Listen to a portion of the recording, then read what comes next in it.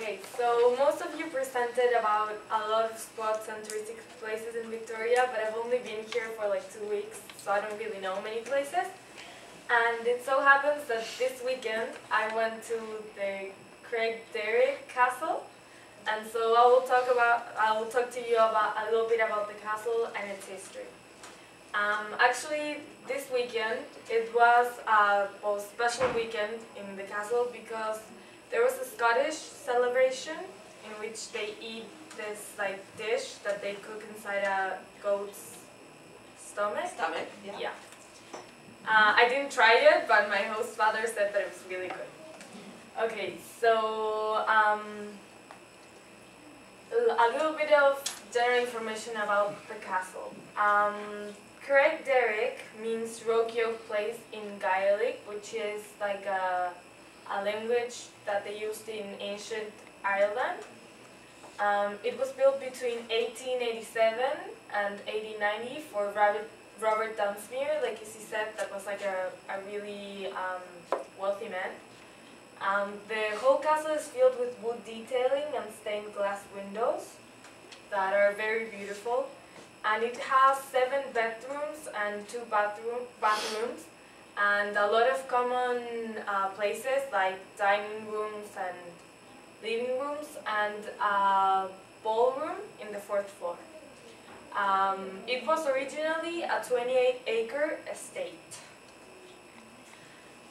But nowadays the property is only 1.5 acres, and I'll explain to you later about why it is smaller nowadays. And you can find it in 1050 John Crescent. As you can see, it's really easy to get there in 4th Street. And if you decide to go there, a funny thing is that right there, where you can see like 4th Street, when you go in, you can see the gates of where the original entrance of the castle was. I mean, the structure of the gates, because it's not really gates anymore. So this is some of the wood detailings that are inside the castle. This is what you see when you go in, like the first thing you see. And then this is the look of the stairs from the 1st floor. And most of the main rooms or the common areas, they all have painted roofs and then detailings, like in the corners. And there's a lot of stained glass too, like you can see right there, and then here, and there. And these are the people that were singing in the Scottish celebration thing. Okay, so the castle's history. Like I said before, it was built for Robert Dunsmuir. He was a Scottish immigrant who made his fortune from Vancouver Island coal, and he was married to John Olive. They had 2 sons and 8 daughters, and another son that died while he was a little kid. People say that he built this house or the castle for his wife, and he actually died before the house was finished in 1889. And he left his entire estate because, like I said, he was a very wealthy man. I think he owned railroads too. And so he left his entire estate and business to his wife, Joan. And well, his 2 sons were actually really upset because they had worked for him their whole lives, and they didn't get anything. Then Joan Olive, his wife, traveled in Europe for a year before she moved into the castle. And she moved in there with all of her daughters, because they had like 8 daughters. And they lived there for about like 10 years.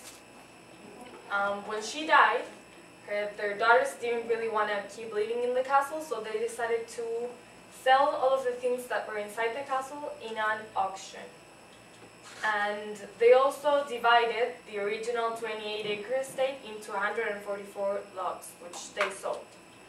The problem was that they didn't really know who to sell the castle to, so they decided that anyone who bought a lot would be eligible to be able to buy the castle. So at the end, a man called Solomon Cameron bought the castle, but he never actually lived in it. He was a man that, the man that got the castle, he had a lot of debts. So after, like 8 years, he lost the castle to the Bank of Montreal. and the bank turned it into a military hospital for World War I veterans.